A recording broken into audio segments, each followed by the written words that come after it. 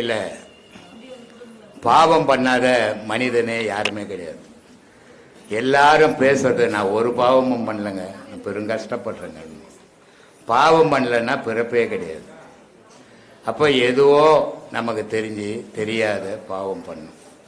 சரி, இந்த பாவம் பண்ணதால் நம்மளே கஷ்டப்படுறோம், நம்ம குடும்பம் கஷ்டப்படுது. ஆனால் நம்ம என்ன பண்ணுறோம், 4 குழந்தைங்களையும் பெற்றுக்கிறோம். அப்போது நம்ம பட்ட கஷ்டம் இல்லாத அந்த குழந்தைங்களும் கஷ்டப்படுது. இந்த கஷ்டத்துக்கு இந்த பாவம் எங்கேருந்து குழந்தைக்கு போச்சு? இந்த பாவம் நம்மளோட இருக்க வேண்டிய பாவம். ஆனால் நம்ம பிள்ளைங்களுக்கு எப்படி போச்சு, ஏன் போச்சு, அதுங்க என்ன பாவம் பண்ணிச்சுங்க அப்படின்னு நம்ம சிந்திச்சோம்னா, மனுஷனுடைய உடலில் பெண்ணினுடைய உடலில் சுரோனிதமும் ஆணனுடைய உடம்புல விந்துவும் எங்கே இருக்குதோ அந்த விந்துவில் தான் பாவமும் புண்ணியமும் சேருது. அந்த விந்து எங்கே போய் இன்னொரு உருவத்தை உருவாக்குதோ அந்த விந்துக்கு அந்த பாவமும் அதுக்கும் சேருது. இதுதான் தாய் தகப்பங்கிட்ட வந்த பாவம், தான் செய்த பாவம், முன் செய்த பாவம், மும்மலங்கள்னு சொல்கிறது. இது மாயமலம், ஆன்மமலம், கண்மமலம் அப்படின்னு மும்மலங்களை விவரிக்கிறது. இது அப்படிப்பட்ட விந்துவில் இருக்கிற பாவத்தை அழிக்கணும். நம்ம அழிக்கணும்னா மூலமான குளத்திலே முளைத்தெழுந்த கோரையை, விந்து பையில் பாவக்கோரை முளைச்சி போய்க்கணும் ஏராளமாக மனுஷன் உடலில். அந்த பாவக்கோரையால் பிறக்கிற பிறப்பெல்லாம் பாவத்தில் மாட்டிக்குதான். அப்போது இந்த விந்து பையில் இருக்கிற இந்த பாவக்கோரையை நம்ம அறுக்கணும். அறுத்தால் அது அடுத்தவங்க கிட்ட போகாது, நம்மளோட போயிடும். இன்பமோ துன்பமோ அது நம்மளோட போயிடும், அடுத்தவங்களை பாதிக்காது. அதனால் செவ்வாய்க்கர் சொல்கிறாரு, மூலமான குளத்திலே முளைத்தெழுந்த கோரையை காலமே எழுந்திருந்து 4 கட்டு அறுப்பீராகில். அதனால தான் பட்சி சொல்கிறேன். 4 மணிக்கு எழுந்துக்குங்க, ஊர் அமைதியாக இருக்கும். அந்த நேரத்தில் தியானம் பண்ணுங்க, உங்களுக்கு மனம் சஞ்சலப்படாது. நீங்கள் நல்லா 9 மணி வரைக்கும் தூங்கிட்டு 10 மணிக்கு இருந்தால் பக்கத்து வீட்டுக்காரன் கத்தினப்பா, ரேடியோ போட்டுனப்பா, மனசு நிற்காது. அப்புறம் மனசு நிற்கலைன்னா இப்படி நிற்கும். ஊர் அமைதியாக இருக்கும்போது உன் உள்ள நீ தூங்கி எழுந்து நீ இருக்கும்போது உன் உள்ளமும் அமைதியாக இருக்கும். அப்போ நீ பாடம் பண்ணும்போது மற்ற எண்ணங்கள் உன் பாடத்தை கெடுக்காது. நல்லா கொட்டை விட்டு ராத்திரிக்கு மூக்க பிடிக்க துண்ணு போட்டு ராத்திரி காலையில் 9 மணி வரைக்கும் தூங்கி போட்டு 9 மணிக்கு எழுந்து நான் பாடம் பண்ண போகிறேன்னா ஊரில் இருக்கிற சத்தமெல்லாம் உன் காதுக்கு வரும், நீ பாடம் பண்ண முடியாது.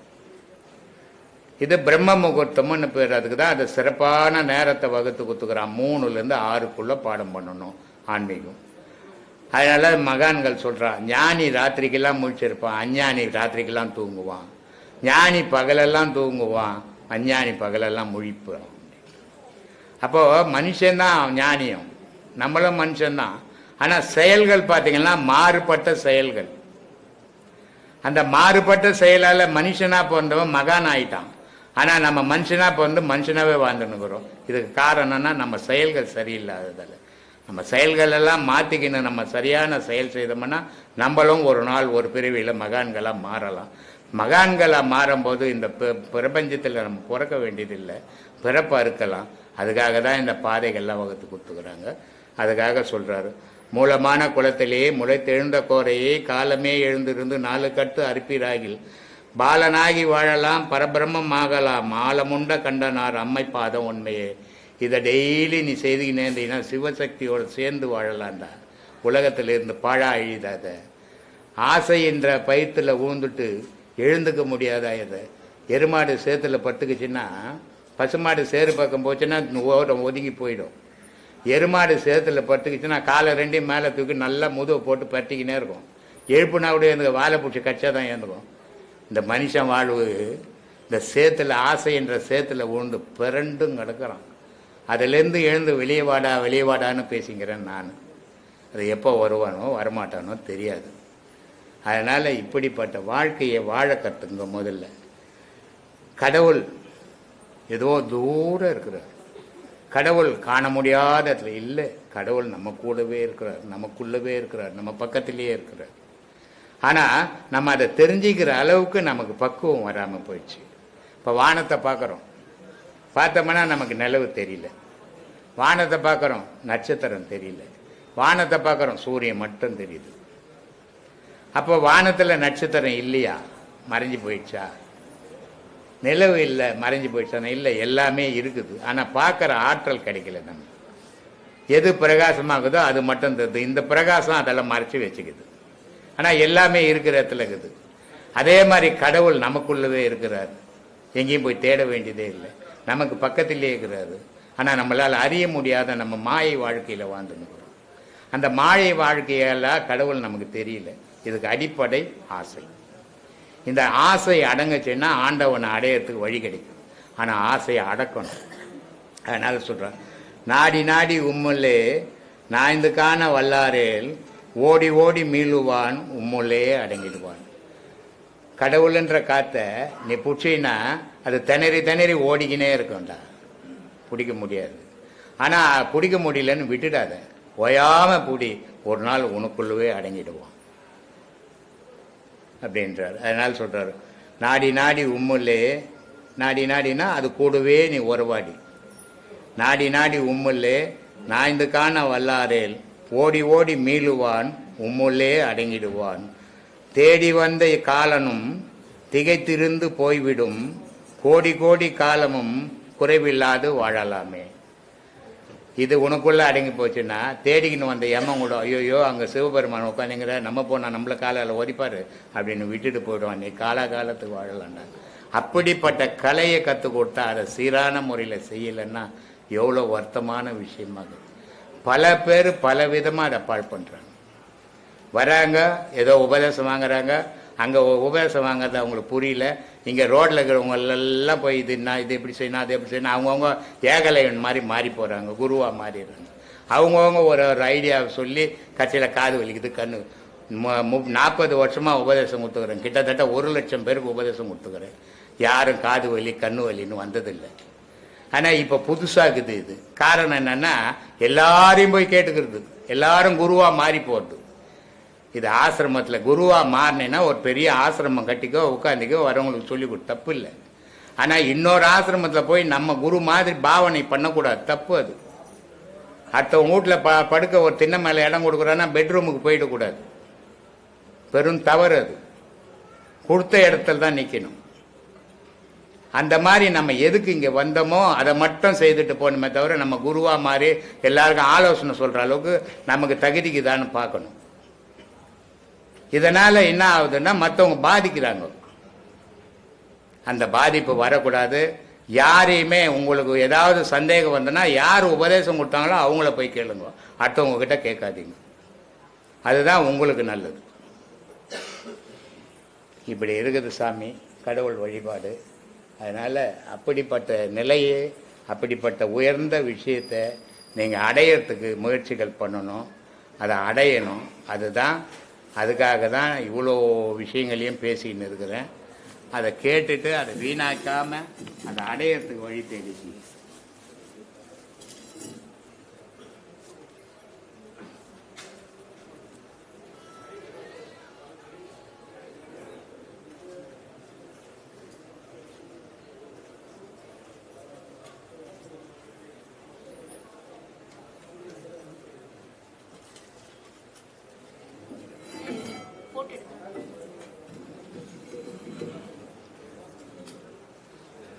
உள்ளே இருக்கிற மனிதனுக்குள்ளே இருக்கிற ஆன்மா தங்கமானது, எந்த அழுக்கற்றது, அப்பழுக்கற்ற பொருள், சுத்த பொருள், ஆசையற்ற பொருள், ஆனந்தமான பொருள். அது அளவு கடந்த ஜோதி பொருள். அது அப்படிப்பட்ட பொருளை இந்த மனமாகப்பட்ட மாயை மறைச்சிக்கு நிற்கிது.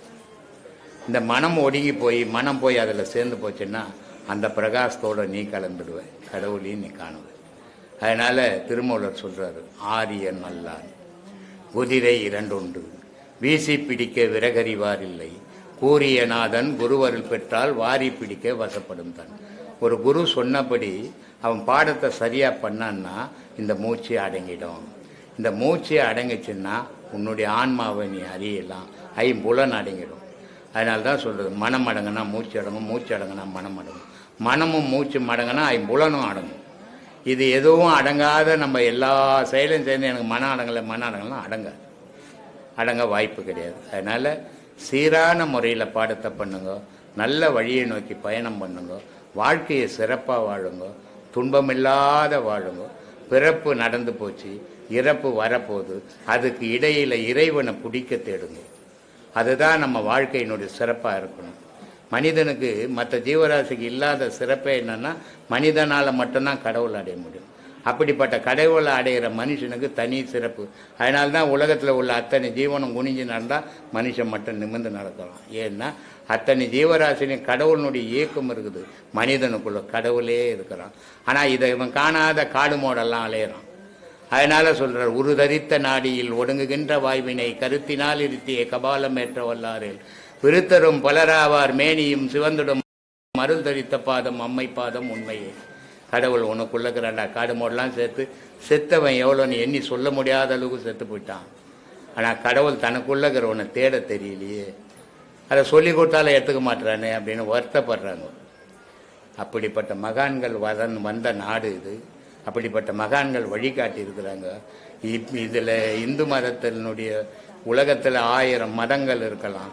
எல்லா மத வழிபாடு தான் நடத்த முடியும். இந்த இந்து மதத்தில் மட்டும்தான் கடவுள் வழிபாடு நடத்த முடியும். இங்கே மதம், ஜாதி, இனம், குலம் எல்லாம் இருக்கக்கூடாது. மனுஷன் மட்டும்தான் பார்க்கணும்.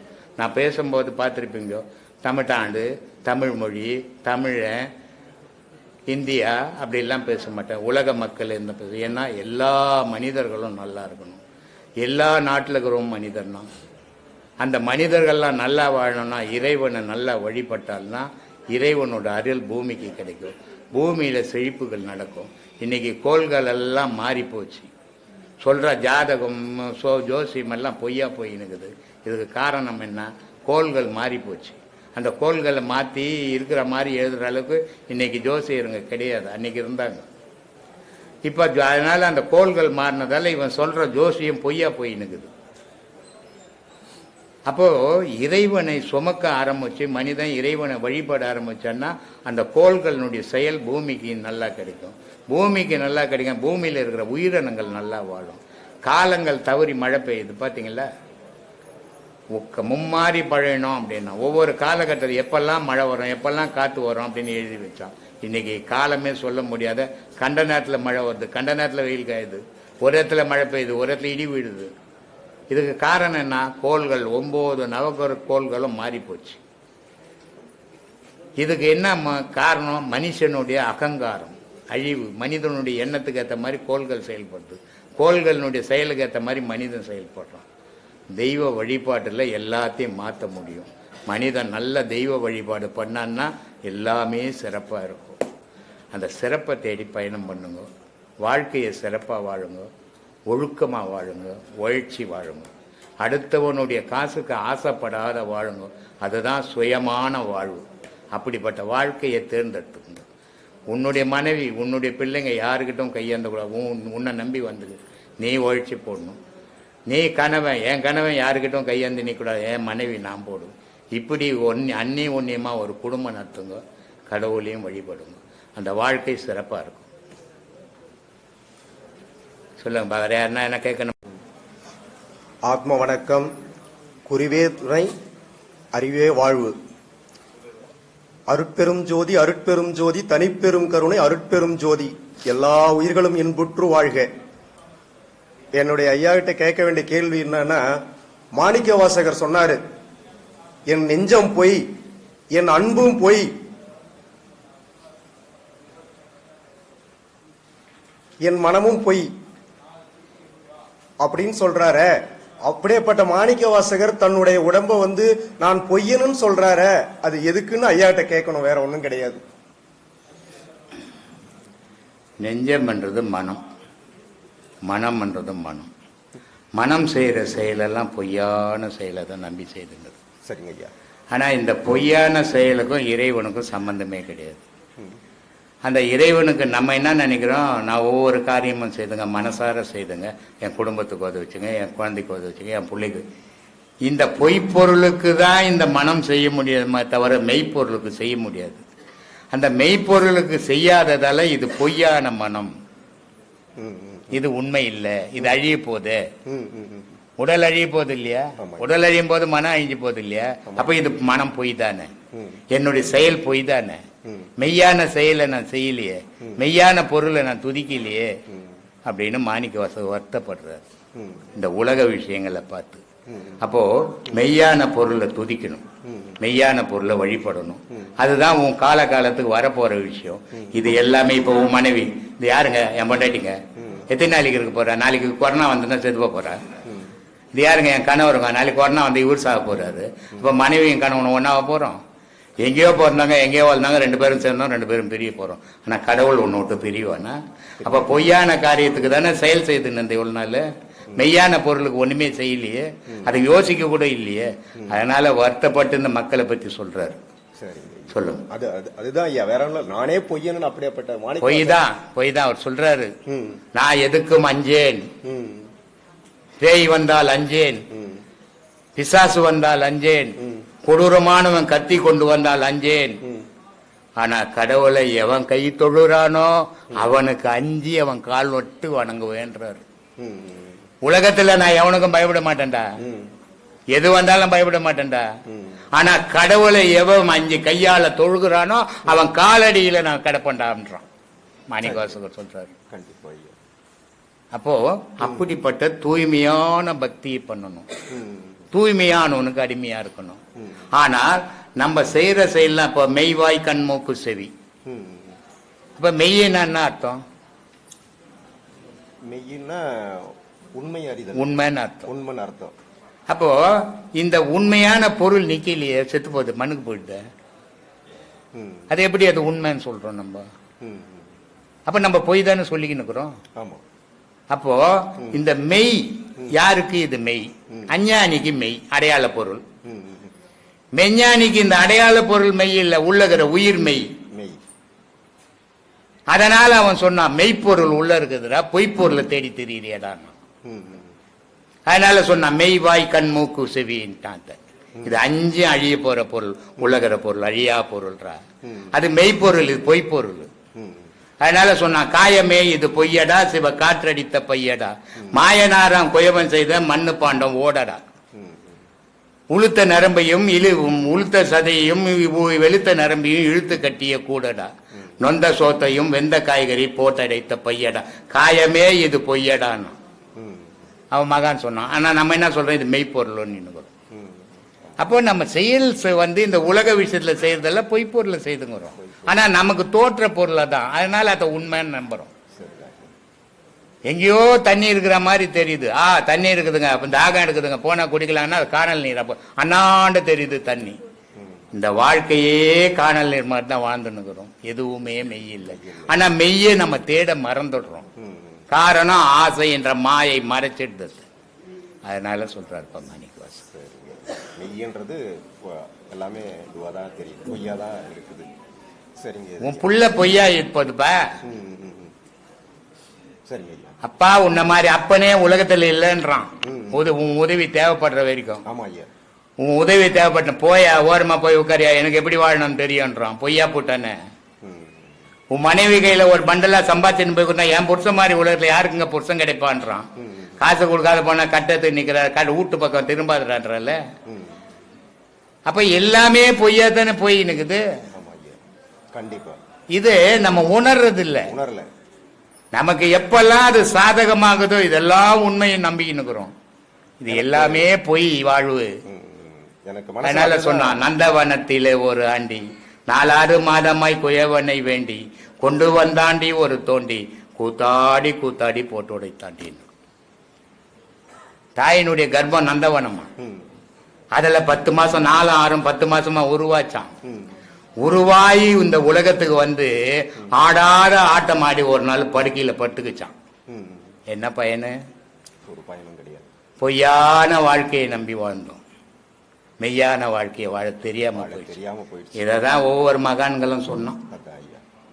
சரி, எல்லாரும் தயவு செய்து சாப்பாட்டுக்கு போங்க, எல்லாரும் சாப்பிட்டுட்டு வாங்க.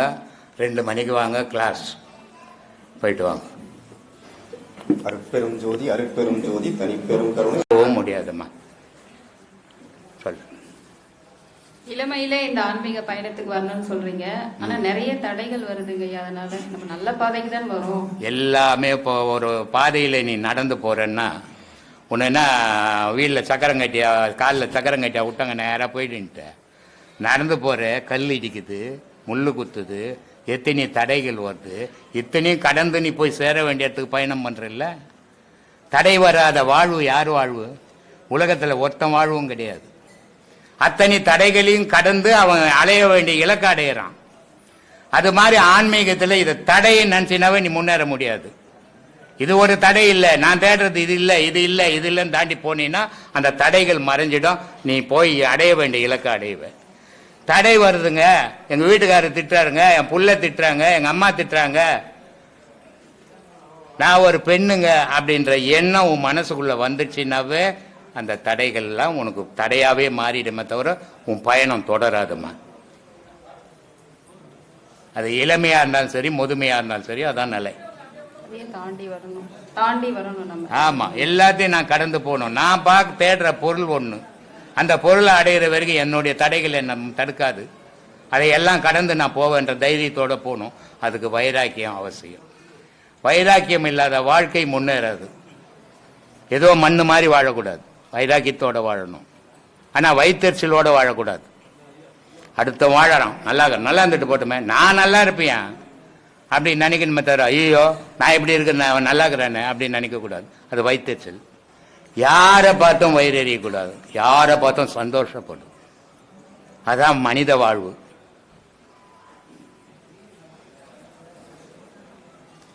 கடவுள் வழிபாடு முதல்ல எங்க ஐயா தோன்றுச்சு? கடவுள் வழிபாடு முதல்ல எங்க தோன்றுச்சு?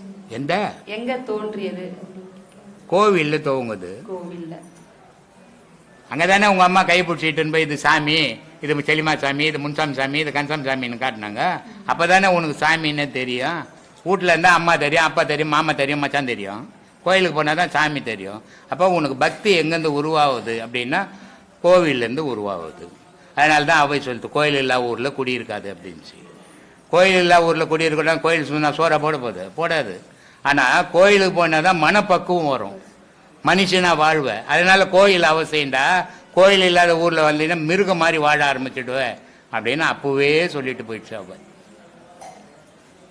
சொல்லு. சாமுத்திரிகா லட்சணம் அப்படின்றாங்க ஐயா. அது எதுக்கு உனக்கு கல்யாணம் ஆகி போச்சு, அது ஆகலன்னா சொல்லுவேன். கல்யாணம் ஆகி 2 புள்ளிய பெற்றுட்டு உனக்கு எதுக்கு சாமுத்திரிகா லட்சணம்? உங்க வீட்டுக்காருக்கு இருக்கு. ஏமா சாமுத்திரிகா லட்சணன்றது ஒரு செக்ஸ்.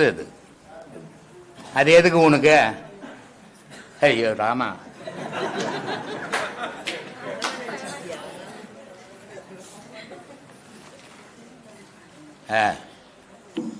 சொல்லுமா தாயே, சொல்லுமா பட்டுன்னு சொல்லு. ஏந்து போறேன். ஏமா? சரி, சந்தோஷம். ஐயா, தூக்கம் ஒரு ஆழ்நிலை தியானம் சொல்லியிருக்கீங்க. தூக்கம், ஒரு மனிதனுக்கு தூக்கம் ரொம்ப முக்கியம், அது ஆழ்நிலை தியானம் அப்படின்னு சொல்லியிருக்கீங்க. யார் சொன்னது? நீங்களும் சொல்லியிருக்கீங்க. நான் சொல்லலையே. நான் என்ன முட்டாளன்னு? எல்லாரும் தான் தூங்குறாங்க. ஆடு மாடு கூட தூங்குறது தியானம் பண்ண. மனிதனுக்கு ஐயா, மனிதனுக்கு கூட மனுஷன்லாம் தூங்குறான். அப்புறம் தியானம் பண்ண எங்கே என்னத்துக்கு வரணும்? அதான் வீட்டில் இருக்க தூங்கி தியானம் பண்ணுறேன். ஆழ்நிலை தியானம்ன்றது உயர்ந்தது. அது ஒரு குரு இல்லாமல்லாம் வராது. தூக்கம் வந்து ஆழ்நிலை தான்னா எல்லாரும் தூங்குறாங்க. பிறந்த குழந்தை கொடுத்தா தூங்க தியானம் பண்ணிங்கதா? ஆடு மாடு கொடுத்தா ராத்திரியில் பட்டு தூங்குறது தியானம் பண்ணா? தப்பா கேட்டுக்கிறது. சொல்லு. அப்படி தூக்கத்தோட நிலைகள் அப்படின்னு சொல்லிட்டு தான் இருக்கு. தூங்காத தூக்கம், அது தூங்குற தூக்கம் இல்லை. மனுஷனுக்கு 5 விதமா இருக்கிறான் மனுஷன். சராசரி மனுஷன் 3 விதமா இருக்கிறான். மகான்கள் 5 விதமா இருக்கிறாங்க. அதில் ஒன்று ஜாக்கிரதா, இன்னொன்று சொப்பனா, இன்னொன்று உறக்கா. ஒரு மனிதனுடைய நிலை என்னன்னா மூழ்கி நிற்பான், இல்லை தூங்கி நிற்பான், இல்லை தூக்கத்தில் கனவு கண்டுக்கு இருப்பான். இது 3 நிலை தான் சராசரி மனுஷனுடைய நிலை. இதை கடந்து துரிய நிலை, தூங்காத தூக்கம். தூங்கவும் இல்லை, மூழ்கிக்கணும் இல்லை, ரெண்டுக்கும் இடைப்பட்ட நிலையில் நிற்கிறான். அது தூங்காத தூக்கம். தெளிவடைஞ்சிட்டான், அது துரியாதீதம். அது மாதிரி 5 நிலைக்குது. தூங்குறவெல்லாம் தியானம் பண்ணுறான்னு நினச்சிக்காத. குழந்தை கொடுத்தா பிறந்த உடனே தூங்கினேக்குது. ஒரு புட்டி பால் குத்துட்டின்னா அது தியானம் பண்ணினுக்குதுன்னு அர்த்தமா? ஆடு மாடு பத்துக்குச்சுன்னா நல்லா தூங்குது, மூச்சு விட்டுக்கணும். தியானம் வந்தா தியானம் பண்ணுறது அவ்வளோ விளையாட்டு வாயில் பேசுகிற விஷயம் இல்லை, செயலில் செய்கிற விஷயம், ரொம்ப கடுமையான விஷயம் அது. அப்படிப்பட்ட தியானத்தை நீ உன்னை இழக்க தயாராக ஆசையில் அலையிறவங்களுக்கு தியானம் கைக்கூடாது. தியானம்ன்றது தன் நிலையை இழந்து போகிறது. மூழ்கிக்கிட்டு உட்காந்து தன் நிலை இழணும், தூங்கிக்கிட்டு இருந்தால் தன் நிலையை இழந்துருவான். தூங்காத தூக்கத்தில் தன் நிலை இழக்கணும். அதனால சொன்னான், அகங்காரம் உள்ளடிக்கு ஐம்புலனை சுட்டறுத்து தூங்காமல் தூங்கி சுகம் பெறுவது எக்காலன்னா. எப்போ மனிதனுக்கு நான் என்ற அகங்காரம் இல்லையோ அப்போதான் அந்த தூக்கம் வரும். இங்கேதான் நம்ம நான் இருக்கிறேன், நான் பேசுறேன், நான் கேட்குறேன் கேள்வி அப்படின்னு வரீங்களே, அப்புறம் அகங்காரம் எங்க அடங்குச்சுங்க? அதனால எங்கேருந்து அந்த தூக்கம் கிடைக்கும்? அகங்காரம் அடக்கணும், ஐம்புலன் அடங்கணும், அப்போதான் அந்த தூக்கம் வரும். இல்லைன்னா சாதாரண துண்ணுட்டு தூங்குற தூக்கம் வரும். சொல்லு. அப்புறம் ஐயா, மூலாதாரத்துல நம்ம உடம்புல இருந்து 3 சக்திகள் இயங்குது, பிரம்மா விஷ்ணு சிவன். அதே மாதிரி மூலாதார சக்தி அப்படின்னு ஒன்று இருக்கு, தேவி ஒன்று இருக்காங்கன்னு சொல்லியிருக்கீங்க. அதே மாதிரி உடம்புல முப்பெரும் தேவிகள் நமக்கு இருக்காங்களா ஐயா? அவங்க எந்த ஆதாரத்தில் இருக்காங்கன்னு கொஞ்சம் விளக்கம் சொல்லுங்க ஐயா. மகாவிஷ்ணு திருப்பாக்கடல்ல பட்டுங்கிறார். திருப்பாக்கடல்ன்றது என்ன அப்படின்னா மனிதனுடைய வயிறு. அதில் தான் அந்த காற்று உருவாகுது. அதனால தான் எல்லா கடவுள்களும் ஒரு நிறமாக இருந்தால் மகாவிஷ்ணு நீல நிறமாக போட்டு வச்சுக்கிட்டு மகாவிஷ்ணு காற்று வடிவில் இருக்கிறார். அந்த மகாவிஷ்ணு கூட மகாலட்சுமி இருக்கிறார், அவள் தான் அன்னதான பிரபு. அதனால வயிற்றுல மகாலட்சுமி இருக்கிறார். இடுப்பில் சக்தி இருக்கிறார், பலம் வாய்ந்தவோ. அந்த பலம் இல்லைன்னா நீ எதையும் சாப்பிட முடியாது, எங்கேயும் போக முடியாது, எங்கேயும் நடக்க முடியாது. அப்போது ஒரு மனிதனுக்கு சக்தி அவசியம். அந்த சக்தி இடுப்பில் பிடிச்சின்னு இருக்கிறான், மூலாதாரத்தில் இருக்கிறான். சரஸ்வதி நாக்கில் இருக்கிறான். மனுஷனுடைய நன்மை தீமை நல்லது கெட்டது நடக்க போகிறதுக்கு அவன் நாக்கு தான் அடிப்படை. இருக்கிறத இல்லைன்னோ இல்லாத இருக்குதுன்னு. சிலர் இருக்கிறத இருக்கிற மாதிரியே ஒத்துப்பான். இது எல்லாத்துக்கும் நாக்கு காரணம். இந்த நாக்கால தான் நீ உலகத்துக்கே தெரிவே, இந்த உடலால் உலகத்துக்கு தெரிஞ்சிட மாட்டேன். நீ பேசுகிற பேச்சு, நீ பாடின பாட்டு, இது எல்லாமும் தான் இந்த உலகத்துக்கு காட்டும். அப்போ சரஸ்வதி நாக்கில் இருக்கிறார். இந்த முப்பெரும் தேவியும் 3 இடத்துல 3 கடவுளாக இருக்கிறாங்க. அதே மாதிரி இது எல்லாமே ஒரே வடிவம் தான், சக்தி தான். அதனுடைய செயல் செய்யும் போது அதுக்கு பேர் வேறு. மனுஷன் ஒன்று தான். நீ சோறாக்குனா உனக்கு சமையல்காரன்னு பேர், துணி தச்சின்னா உனக்கு டெய்லர்னு பேர், கார்பெண்டர் வேலை செய்யணும்னா தச்சர்னு பேர். ஆனால் மனுஷன் ஒன்று தான். அது மாதிரி அந்த செயலுக்காக பேர்கள் வச்சிருக்கிறத தவிர பொருள் ஒரு பொருள் தான், கடவுள் ஒன்று தான். சொல்லு. அப்புறம் ஐயா, கண் மூக்கு காதுன்ற புலங்கள் உணரக்கூட தொட்டு உணரக்கூட இருக்கிற மாதிரி இருக்க மாதிரி காற்று மட்டும் ஏன் நம்மளால உணர முடியல? அது மட்டும் ஏன் மறைப்பொருளா இருக்கு? மறைப்பொருளா இருக்க காற்று தான் கடவுள் அப்படின்னு இருக்கும்போது மறைமுகமா வச்சு அதை தான் கடவுள் சொல்லிட்டு வழிபாடுறதுக்கு என்ன என்ன இருக்கு ஐயா? நம்ம எல்லாமே கண்ணுக்கு தொடுறோம், காதுக்கு தொடுறோம். இது மட்டும் கடவுள் காற்று தான் கடவுள் சொல்றது மறைப்பொருளா இருக்கும். கண்ணு இருக்குதுன்னு சொல்றோம், காது இருக்குதுன்னு சொல்றோம். இது உலகத்தை பார்க்கறதுக்கு. கண்ணும் காதும் இல்லைன்னா உலகத்துல என்ன நடக்குது, எங்க போகணும்னு தெரியாது.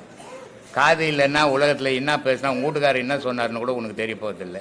அவர் வீட்டுக்காட்டை சாத்திக்கின்னு இருந்தானோட உனக்கு சத்தம் கேட்காது. அதனால காது அவசியம். அவர் அடிக்க வர்றாரு, உஷாரா தப்பிச்சின்னு பக்கத்து வீட்டில் ஓடி போய் உட்கார்றதுக்கு கண் அவசியம். எதையாவது பிளான் வச்சிருக்கீங்களா? ஆமாம்மா, இதானே மனுஷனுடைய வேலை. என்ன இல்லை, கொஞ்சம் ஏமாந்த வீட்டுக்காரர் இருந்தாருன்னா அவரை வாயாலே போட்டு சாத்தத்துக்கு உனக்கு வாய் தேவை. இதெல்லாம் இதுக்காக வச்சுக்குது. ஆனால் இது எல்லாம் ஏங்கத்துக்கு காத்து வச்சுக்குது. அந்த காற்றையே மறைப்பொருளா வச்சிருக்காங்க. மறைப்பொருளா இல்லைன்னா வெளியே போயிடும், நீ இருக்க மாட்டியே. அது மறைப்பொருளாக இருக்கிறதால தான் நீ உயிரோடு இருக்கிற. அது மறைப்பொருள் ஆகும்போது நீ மண்ணில் இருக்க போறதில்லை. சொல்லு. இன்னொரு கேள்வி ஐயா, பொருள் இல்லா இருக்கு இவ்வுலகம் இல்லை, அருள் இல்லா இருக்கு அவ்வுலகம் இல்லை அப்படின்னு சொல்லியிருக்காங்க. அவர் சொல்ற திருவள்ளுவர் சொன்ன இந்த 2 உலகமும் எது சொல்றாரு ஐயா? பொருள் இல்லாருக்கு இந்த உலகம் இல்ல, சரி. அருள் இல்லாருக்கு அந்த உலகம் இல்லன்னு சொல்றாரு. ஆமா, அவர் சொல்ற அந்த இரு உலகம் எங்க இருக்கையா? இங்கேயே இருக்குது, இங்கேயே இருக்குதும்மா. கடவுளும் இங்கே தாங்கிறாரு, சொத்து சுகமும் இங்கே தான் இருக்குது. இங்கே உனக்கு வீடு இல்லைன்னா வாடகை இந்த மாதம் கட்டணும், வாடகை வீட்டில் தானேங்கிற. இந்த மாதம் உங்கள் வீட்டுக்கார வேலைக்கு போவான் நான் சொல்லிடுறேன். நான் அடுத்த மாதம் வாடகை கட்டலைன்னா வீட்டுக்கார காலி பண்ணிவிட்டு வெளியே போட்டுருவாங்க. அப்போ உனக்கு பொருள் வேணும், அங்கே நீ வாழணும். அதே நேரத்தில் இங்கே ஒன்றும் 100 வருஷம் வாழ மாட்டேன், 1000 வருஷம் வாழ மாட்டேன். கடவுள்கிட்ட வாழணும், அதுக்கு அருள் வேணும். அதனால சொன்னார், பொருள் இல்லாதவருக்கு இவ்வுலகம் இல்லை, அருள் இல்லாதவருக்கு அவ்வுலகம் இல்லை. 2 உலகத்தில் மனிதன் வாழ்ந்துனுங்க. மரணம்னு ஒன்று வருதில்லை, ஜனனம்னு ஒன்று வருதில்லை, 2 வருதில்லை. வாழ்க்கையும் மனிதனுக்கு 2 சுத்தனி மதியம் நம்ம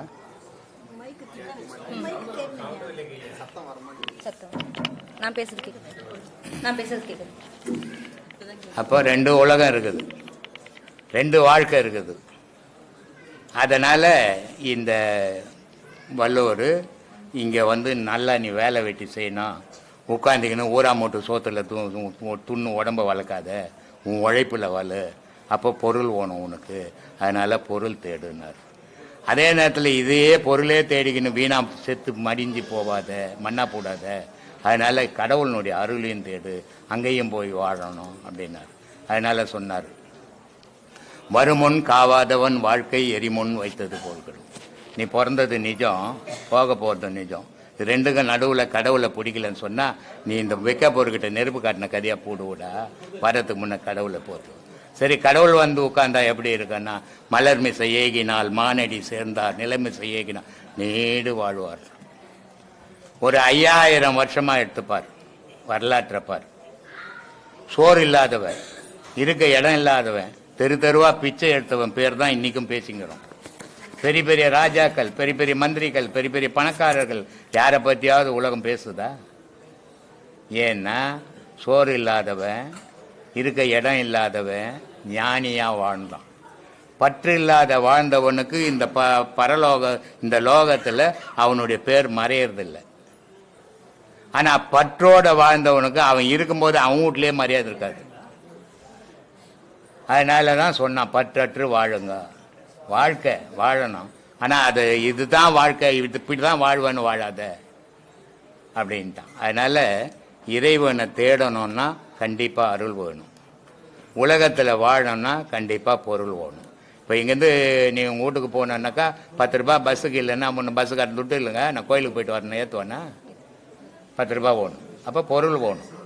அதனால் 2மே அவசியம். கணவன் இல்லாத பொண்டாட்டி வாழ்ந்துட முடியுமா? பொண்டாட்டி இல்லாத கணவன் வாழ்ந்துட முடியுமா? கணவன் செத்து போயிட்டா கூட பொண்டாட்டியால் வாழ முடியும், ஆனால் பொண்டாட்டி செத்து போயிட்டா கணவனால் வாழவே முடியாது. ஆண்களுடைய பலவீனம் அது. ஏன்னா சகிப்புத்தன்மை ஜாஸ்தி பெண்களுக்கு, ஆண்களுக்கு அந்த சகிப்புத்தன்மை கிடையாது. அவன் மனைவி போயிட்ட உடனே அவன் வாழ்வே போயிடும். ஆனா இவளுக்கு கணவன் போட்டா கணவன் தான் போயிடும், வருமானம் தான் போயிடும். ஆனா இவ எந்த வேலையாவது செய்து. அன்பே சிவம்,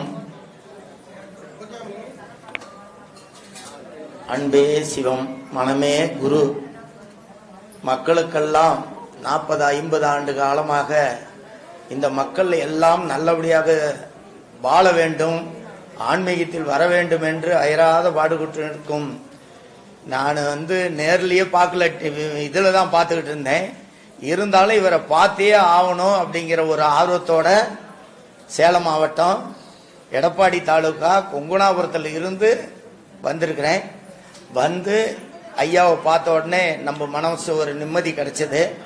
எனக்கு சின்ன வயசுலேருந்து ஒரு சிவன் மேலே ஒரு சின்ன இது மாதிரி ஒரு சுலோகம் பாடுவேன், அதுக்கு விளக்கம் கேட்கணும்னு ஒரு 3 மாதத்துக்கு முன்னாடியே நினச்சேன்.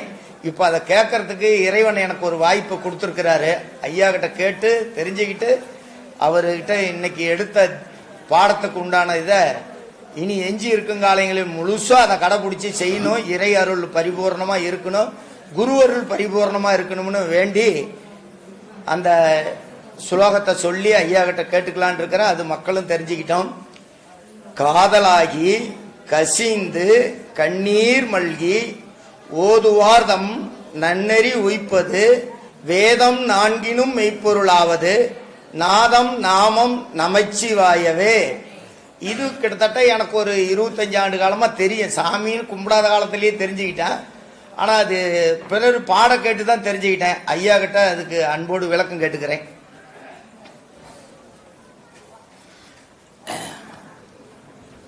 நமச்சிவாய வாழ்க, நாதன் தாழ்வாழ்க, இமைப்பொழுதும் எண்ணெஞ்சில் நீங்காதான் வாழ்க, கோகழி அந்த குருமணி தாழ்வாழ்க. இது திருவாசகம். நமச்சிவாயா அப்படின்னா நான் மண்ணு, மான்னா தண்ணி, சீனா நெருப்பு, யானா காத்து, வானா காத்து, யானா ஆகாயம். இந்த 5 பஞ்சபூதமாக இருக்கிற இந்த உடல்ல தான் நாதன்ற இறைவன் வாழ்ந்துன்னுக்குறான். அந்த நாதனை எப்படி வளர்க்கணும், எப்படி வழிபடணும் அப்படின்னா, கோயிலில் போய் சிவசிவா நமச்சிவாயா அப்படின்னா வராது. அப்போது நாதனை காதலிக்கணும். அந்த காதல் எங்கே கொள்ளணும் அப்படின்னா, நாதனாய் இருக்கப்பட்ட உனக்குள்ளவே ஓசையா இருக்கிறான் இறைவன். அந்த ஓசையா இருக்கப்பட்ட இறைவனை நீயே உனக்குள்ளவே காதலிக்கணும். அதனால சொன்னான், காதலித்து கசிந்து கண்ணீர் மல்கியேன். ஓதுவார் இதை யார் சொல்றானோ அவன் உயரத்துக்கு வருவான்டா அப்படின்னு. அதனால அப்படிப்பட்ட நமச்சிவாய மந்திரம் இருக்குது. அது சாதாரண மந்திரம் இல்லை. யார் ஒருத்தன் நமச்சிவாயா நமச்சிவாயான்னு ஒரு 108 தடவை காலையில் அவன் தூங்கி எழுந்த உடனே அவன் சொல்கிறானோ, அவனுக்கு ஒரு கடவுள் பாதை தெரிய ஆரம்பிச்சிடும். ஏன்னா நமச்சிவாயம்ன்றது 5 பஞ்சபூதங்களும் உள்ளடங்கினது. 5 பஞ்சபூதத்தையும் படைச்சி 5 பஞ்சபூதத்தையும் ஆளக்கூடியவன் நாதன். நாதன்னா ஓசை. ஓசையும் ஒளியுமா சக்தியும் சிவமா இருந்து உலகத்தை இயக்குறான். உடல் இல்லாத உயிர் எங்காது. நிறைய மதத்தில் ஒரு கடவுளோ நான் அறியாமையில் சொல்லின்னு இருக்கிற விஷயம். ஒரு பொருள் எப்பவுமே ஏக்கம் பண்ணாது, 2 பொருள் சேர்ந்தால் தான் இயக்கும். உடலும் உயிரும் சேர்ந்தால் தான் இயக்கம். உடல் மட்டும் இருந்தால் இயங்காது, உயிர் மட்டும் இருந்தால் இயங்காது. அதே மாதிரி ஒரு ஆண் தனித்து இருந்தான்னா அவனுக்கு குடும்பம் கிடையாது. ஒரு பெண்ணை இணைக்கும் போது தான் குடும்பம். அது மாதிரி 2 பொருள் சேர்ந்தது தான். அப்படி உலகமும் இரவும் பகலும், இன்பம் துன்பம், நன்மை தீமை, சக்தி சிவம், இத்தனைக்கும் அடிப்படையான ஒரு வார்த்தை எதுனா நமச்சிவாயான்ற மந்திரம். அந்த நமச்சிவாயா மந்திரத்தை யாரு காலையில் எழுந்து ஒரு 108 தடவை பாராயணம் பண்ணுறானோ, அந்த நேரத்தில் எந்த மன சஞ்சலமும் இல்லாத வேற எண்ணங்கள் இல்லாமல் செய்கிறானோ அவனுக்கு ஒரு பாதை தெரியும். அந்த பாதையில் அவன் பயணம் பண்ணனா அதை அடைய வேண்டிய பொருளை போய் அடைவான். அதுக்காக அதை சொல்கிறாரு.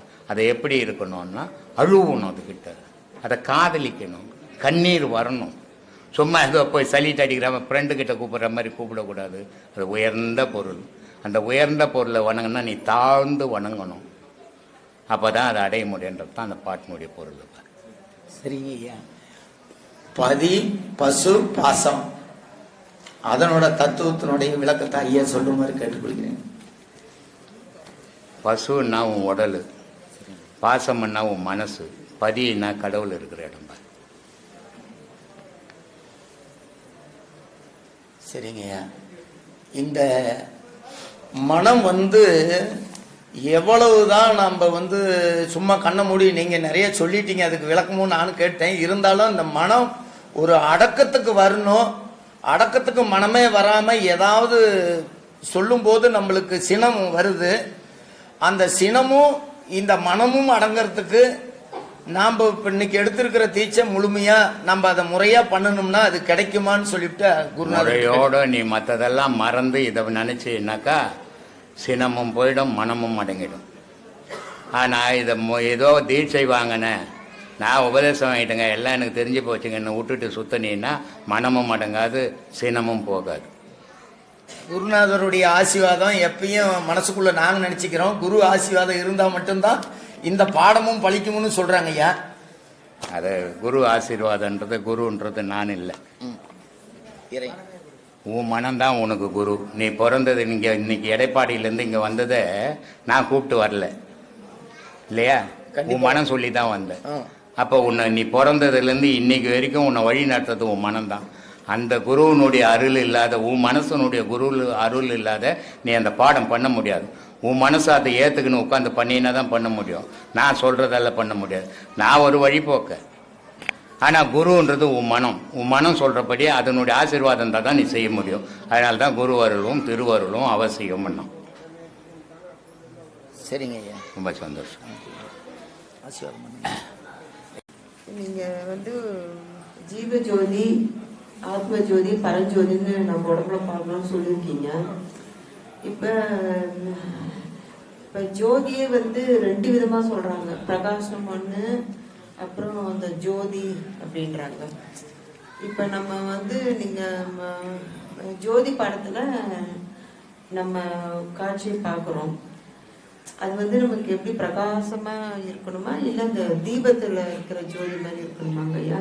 தீபத்துல இருக்க ஜோதி மாதிரி இருக்கணுமா, பிரகாசமா நமக்கு தெரியணுமாங்க ஐயா? அதான் கேள்வி ஐயா. 2 பேர் இருக்கணும். இது இந்த இவ்வளவு பெரிய ஜோதி உன் உடம்புல இருக்குதுன்றதை நீ பார்க்கணும்.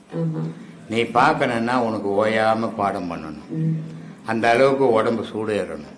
சூடு ஏறிச்சுன்னா அந்த கோகழி பண்ணி பார்க்கும்போது உனக்கு அந்த ஜோதி தெரியும். அது ஜீவ ஜோதி. இது பழக்கத்தில் பழகணும். இதுதான் சொன்னார் கோகழி அந்த குருமணி தாழ்வாழ்கன்னார் மாணிக்கவாசகர். இந்த ஜோதியை நீ பண்ணி பார்க்கற. ஆனால் இது நாளடைவில் போக போக அந்த ஜோதி உனக்குள்ளவே நின்றுடும். நிற்கும் போது நீ பண்ணாமையே கையெழுத்து கும்பிட்டீன்னா பார்த்தீங்கன்னா நிற்கும் எதிரும். அப்படி நிற்கும் போது எந்த செயல் செய்யறனாலும் அதை கையெழுத்து கும்பிட்டுட்டு அந்த செயல்களை செய்யணும். அது ஆத்ம ஜோதி. ஜீவ ஜோதி நீ செய்து பார்த்தது, செய்யாம பார்க்கறது ஆத்ம ஜோதி, பரஞ்சோதி மேல. இப்படி 3 விதமான ஜோதி ஒரு மனிதன் வாழ்க்கையில அவன் பார்க்க வேண்டிய ஜோதி. ஆனா அதை பார்க்க முடியல. காரணம் அவனுக்கு பல விஷயங்கள். அதை நம்ம சொல்லதான் முடியும், யாரையும் கட்டுப்படுத்த முடியாது. ஒவ்வொருத்தருடைய வாழ்க்கை ஒவ்வொரு விதம். அதனால அவங்களால முடியல. அதனால ஆனா பொதுவான விஷயம் ஞானத்துல 3 விதமான ஜோதிகளை ஒரு மனிதன் பார்க்கணும். பார்த்தால்தான் அவன் முழு மனிதன், இல்லைன்னா அவன் அரை மனிதன் தான். அதான் நீங்க சொன்னீங்க நாதம்லாம் 2 மணி நேரம் ஒரு நாளெல்லாம் கூட உட்காரலாம் அப்படின்னு ஒரு வாட்டி நான் கேட்டப்ப சொன்னீங்க. எவ்வளவு அதிகமா உட்கார்ந்து பாடம் பண்றீங்களோ அவ்வளவும் உங்களுக்கு பயன் தரும். இருக்குங்க ஐயா, பயன் தருது. அதான் சொல்றேன், அதை பண்ணுங்க. அது மாதிரி பண்ணும்போது உங்களுக்கு அதனுடைய பலன் நிச்சயம் உண்டு. எல்லாரும் அதை அடைவீங்க. நான் முயற்சிகள் எனக்கு இது ஓணும் அது ஓணும்னு அங்கே நினைக்க கூடாது. நீ பாட்டுக்குன்னு செய்யறதை மட்டும் செய்யணும், அது தானாவே வரும். அது ஒன்று நீ துடு கொடுத்து வாங்குற விஷயம் இல்லை. அது உனக்குள்ளவே இருந்தே உருவாகி உனக்கே காட்சி கொடுக்குற பொருள்.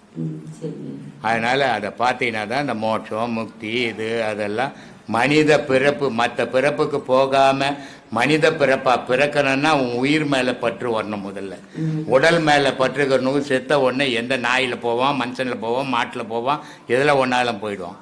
இந்த பாதையில இருக்கிற 100 வாட்டி போனா கூட அவன் மனுஷனா தான் பிறப்பான். இதுதான் இதனுடைய சிறப்புமா. சொல்லு.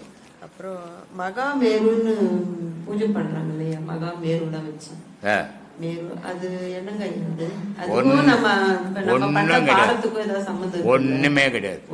மகாமேருன்றது உன் தலையில இருக்குது. நீ அதுக்கு பூஜை பண்ணணும். இப்ப கிரிவலம் போறாங்க தெரியுமா, கிரின்னா தலைன்னு பேரு. கிரின்னா தலை. மண்ணுக்கு மலை தலை, உனக்கு உன் தலை. இதான் கிரி. இந்த கிரிய சுத்தணும். இத சுத்த முடியல, சுத்த முடியாதால மலையை போய் சுத்திங்கிறாங்க. ஏதோ ஒண்ணு அந்த பாதையில இருக்கிறாங்க, சந்தோஷம் பட்டுன்னு போக வேண்டியதுதான். அப்புறம் ஆத்ம சகோதரத்துவம் அப்படின்னு, ஆத்ம சகோதரத்துவம் அப்படின்னு சொல்லிட்டு ஒரு வீடியோ ஒண்ணுல பார்த்தப்ப அது என்னன்னு புரியல. நான் அது மாதிரிலாம் பேசுறது இல்லையா. ஆத்ம சகோதரம் இல்ல, நம்ம வீடியோல இல்லைங்கயா, பொதுவா அவங்களுக்கே தெரிஞ்சதை எது என்ன சொல்லியிருப்பாங்க. நான் அப்படிலாம் பேசுறேன். நீ பேசுறது ஆத்மாதான். அப்புறம் அங்க சகோதரத்துவம். நான் பேசுறது ஆத்மாதான். ஒவ்வொரு மனிதனும் பேசுறது ஆத்மாதான். ஒவ்வொரு மனிதனோட செயல் ஆத்மாவால் தான் நடக்குது. அங்க சகோதரத்துவம் எங்க வரும்? அதனால அவங்க சொல்றவங்க அவங்க சொல்லி போட்டோம். நமக்கு வேணும் அந்த வீணு வேலை. ஆத்மா அவ்வளவுதான்.